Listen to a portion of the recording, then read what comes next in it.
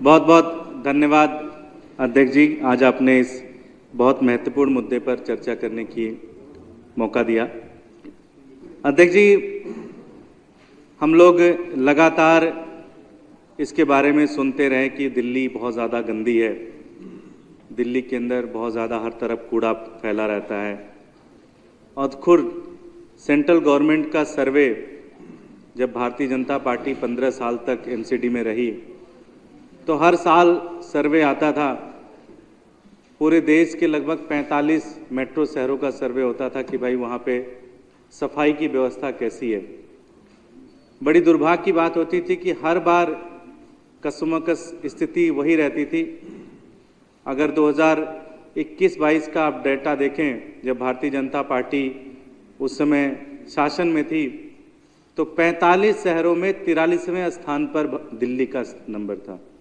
45 शहरों का सर्वेक्षण हुआ और उसमें से 43 स्थान पर दिल्ली आई।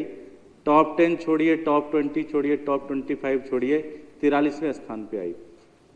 इसीलिए भारतीय जनता पार्टी के साथी जो हैं इस मुद्दे पर चर्चा नहीं करना चाहते। उनका एक काम था दिल्ली को साफ करना, लेकिन उस काम में पूरी तरह से फेल हुए। जब भी हम सोचते हैं कि भाई दिल्ली को साफ करना है, तो कई बार ऐसा लगता है कि बड़ा कठिन काम होगा दिल्ली को साफ करना। 8 महीने हमारी सरकार बने हुए एमसीडी में हुआ और आज जहां भी आप जाएं, जिस भी तरफ जाएं, लोग ये कहते हैं कि भाई पहले से ज़्यादा बेहतरीन व्यवस्था हो गई एमसीडी में साफ सफाई की। अब कूड़ा उठ जाता है, कंप्लेन पता है कहाँ पे करना है। कंप्लेन करना हो 311 पे कंप्लेन कर देते हैं, 2 घंटे 3 घंटे उसके अंदर कूड़ा उठ जाता है। हमारे साथी कुलदीप भाई बैठे हुए हैं, एक दिन मुझे बता रहे थे कि 3 महीने से एक जगह कूड़ा पड़ा रहा। जैसे ही हमारी सरकार बनी और हमने जैसे 311 ऐप लॉन्च किया, इन्होंने कहा मैंने तो बस मजाक में टेस्ट करने के लिए 311 ट्राई किया, और बता रहे थे 2 घंटे के अंदर वहां पे आके कूड़ा साफ कर दिया पुरकर से। तो पहली बार दिल्ली वालों को भी एक सहभागिता मिली है कि वो दिल्ली कैसे साफ कर सकते हैं। जब भी हम साफ सफाई की चर्चा करते हैं तो साफ सफाई कोई रॉकेट साइंस नहीं है। 2 मेन मुद्दे हैं जिसके ऊपर अगर आप काम करो तो दिल्ली साफ सुथरी हो सकती है। सबसे पहला, साफ सफाई के जो हमारे कर्मचारी हैं, जो साफ सफाई के जो हमारे सैनिक हैं, वो सैनिक उपलब्ध हों, काम करें, मोटिवेट फील करें, उनको लगे कि हाँ वो एक बहुत बड़े यज्ञ में भागीदारी कर रहे हैं, एक बहुत बड़ा काम कर रहे हैं।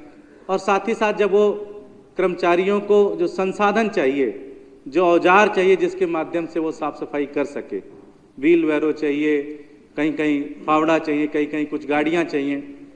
दुर्भाग्य की बात ये रही कि 15 सालों में कर्मचारी तो थे, लेकिन कर्मचारियों के पास कभी कर्मचारी नहीं, तो कभी अगर कर्मचारी हैं तो उनके पास कोई औजार नहीं।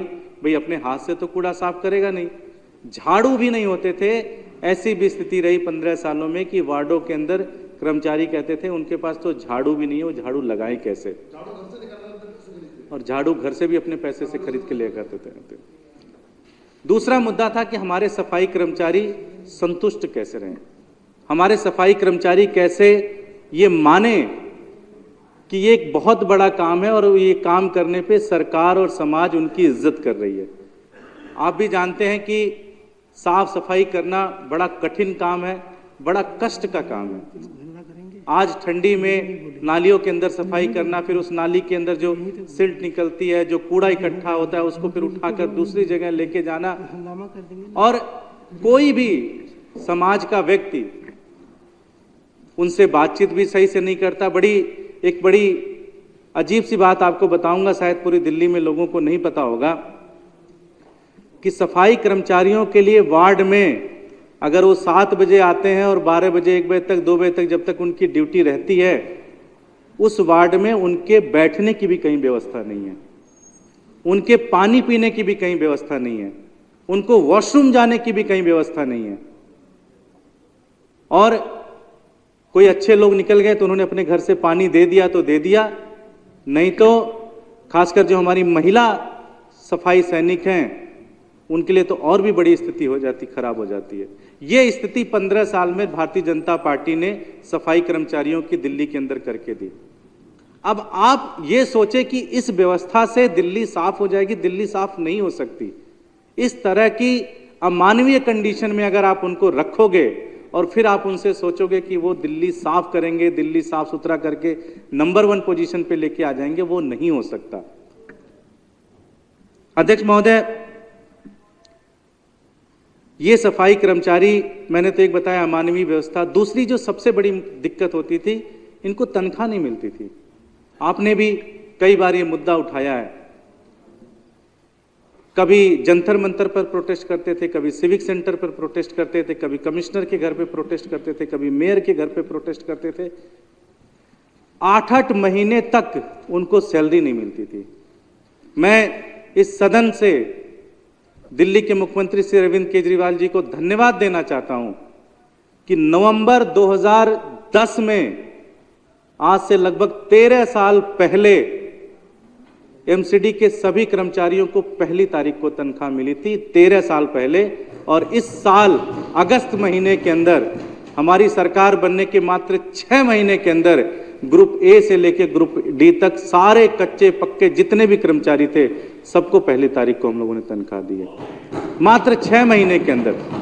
भारतीय जनता पार्टी जो काम 13 साल में नहीं कर पाई, अरविंद केजरीवाल जी ने मात्र 6 महीने के अंदर वो काम करके दे दिया। एक बहुत बड़ा मुद्दा रहता है कि कच्चे कर्मचारी और पक्के कर्मचारी का। कच्चे कर्मचारी 15,000, 16,000, 20,000 जो न्यूनतम वेतन है वो मिलता है।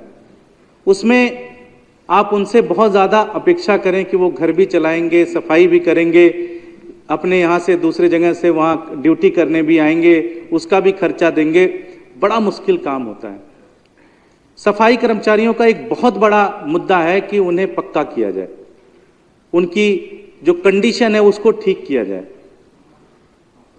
मुझे बड़ी शर्म आती है ये बात बताते हुए। आज अभी लीडर ऑफ अपोजिशन साहब ये कह रहे थे कि आप नियमितीकरण करो, हम साथ में हैं, और भारतीय जनता पार्टी तो पूरी तरह से खुल के इसका समर्थन करती है।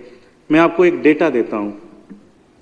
2017 में भारतीय जनता पार्टी की सरकार रही, तीनों नगर निगम में, साउथ, नॉर्थ और ईस्ट, तीनों नगर निगम में उनकी सरकार रही। 2017 में उन्होंने 110 कर्मचारियों को पक्का किया, पूरे साल में 110 कर्मचारी।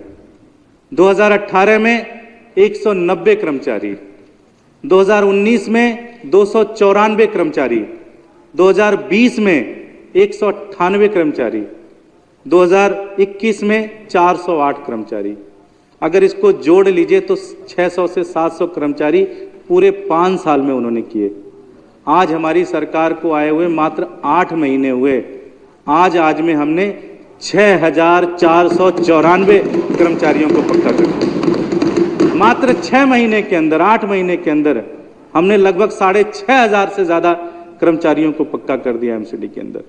वही एमसीडी, वही अधिकारी, वही बिल्डिंग, वही माइक, वही गेट, वही फाइलें, वही कागज, वही पेन। बस एक चीज बदली, भ्रष्ट भारतीय जनता पार्टी की जगह पर एक ईमानदार अरविंद केजरीवाल जी की सरकार बनी। आज आप एमसीडी में जाओ तो आपको माहौल बदलता हुआ नजर आता है। आज प्रोजेक्ट के ऊपर प्रोजेक्ट पे काम हो रहे हैं। पहली बार हाउस के अंदर 53 से ज्यादा एजेंडा लगे। आज तक तो कभी 2 एजेंडा लगते थे, गुत्थम गुत्थी होती थी, फिर छुट्टी पर के अपने अपने घर। आज कामों के ऊपर बातचीत हो रही है एमसीडी के अंदर। मात्र 8 महीने के अंदर ये बदलाव की शुरुआत हुई है, और जिसके लिए अरविंद केजरीवाल जी को जितना धन्यवाद किया जाए वो धन्यवाद कम है। ये दिखाता है कि आज ये उनकी सोच है। उनको पता है कि जो कर्मचारी सुबह 6 बजे निकल जाता है और रात के शाम को 3 बजे 4 बजे तक मल उठाता है, गंदगी उठाता है, कूड़ा उठाता है, लोगों के खाए हुए फेंके हुए सामान उठाता है, उस कर्मचारी को अगर आप एक बेसिक चीज भी मुहैया नहीं करा सकते और आप फिर उससे अपेक्षा करोगे कि वो दिल्ली को वर्ल्ड क्लास बना देगा, वो नहीं बन सकता, नहीं बन सकता, नहीं बन सकता। मैं आपका भी बड़ा धन्यवाद दूंगा कि इस मुद्दे पर आपने चर्चा करने के लिए बात कही, और मैं आपके माध्यम से, हाउस के माध्यम से दिल्ली वालों को भी ये बताना चाहता हूं और सारे सफाई कर्मचारियों को भी बताना चाहता हूं। अभी लीडर ऑफ अपोजिशन ने कहा कि भाई वो समर्थन में है, अभी चले गए, अन्यथा मैं उनसे पूछता कि जो 6,400 से ज़्यादा कर्मचारियों को दिल्ली सरकार ने पक्का किया है, उन कर्मचारियों के खिलाफ, उनके नियमितीकरण के खिलाफ भारतीय जनता पार्टी कोर्ट के अंदर जा रही है। इससे ज्यादा दुर्भाग्य की स्थिति क्या हो सकती है? आप ये कह रहे हैं कि ये आप कर ही नहीं सकते, कह रहे हैं ये कागज में आप कहां से ढूंढ के ले आए, ये हमें बताओ। तुम कागज पढ़ते नहीं थे तो हमारी क्या गलती? तुम दूसरे कागज में लगे रहे 15 साल तक, दूसरे कागज में लगे रहे, गांधी जी वाले कागज में लगे रहे आप 15 साल तक, तो हमारी क्या गलती? हाँ, ये सारी चीजें हो रही हैं और मैं इसका भी बड़ा विरोध करता हूं और पूरी दिल्ली के लोग इस बात का विरोध करते हैं कि भारतीय जनता पार्टी जो इस तरह के कदम उठा रही है। बहुत सारी नई नई चीजें शुरू कर रहे हैं एमसीडी के अंदर।